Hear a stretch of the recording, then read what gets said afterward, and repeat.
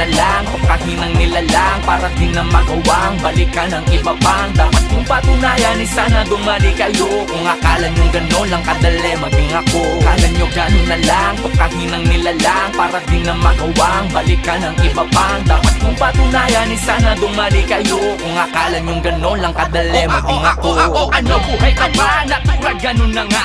Tanong ko na, sagot ko pa ganun to kalala. Matapos ng maikling panahon ko na pagkawala, magiging bubog ang katahimikan sa paghulaga. Sa aking pagbabalik sa sentro, tumapat ang tamang tiyempo. Umayon din ang panahon pagbigla sa makabong buwelo. Tapos tupukin ang aking sariling impyerno ay para bang phoenix. Nahuli lumibag mula sa abo, kasabay ng panibagong kwento. Kanya mababawa, hilig na mapapapapahumba mula sa aking mga bagbabagong baong dinala ko. Dadadadadadil itong ipapapamalas ko ay higit pa sa dadadadating akong kilala nyo. Mga nagpilenta kong sirain, ano kamusta? Pagiging mapanghusga nyo ay tila kapus pa para maabot yung one level ng pagiging ako. Nagsisimula pa lang ang kala nyong tapos na. Kala nyo gano'n na lang, pagkahinang nilalang para di na magawang balikan ng iba pang dapat kong patunayan. Sana dumali kayo kung akala nyo gano'n lang kadali maging ako. Kala nyo gano'n na lang, pagkahinang nilalang para di na magawang balikan ng iba pang dapat kong patunayan. Sana dumali kayo kung akala nyo gano'n lang kadali maging ako.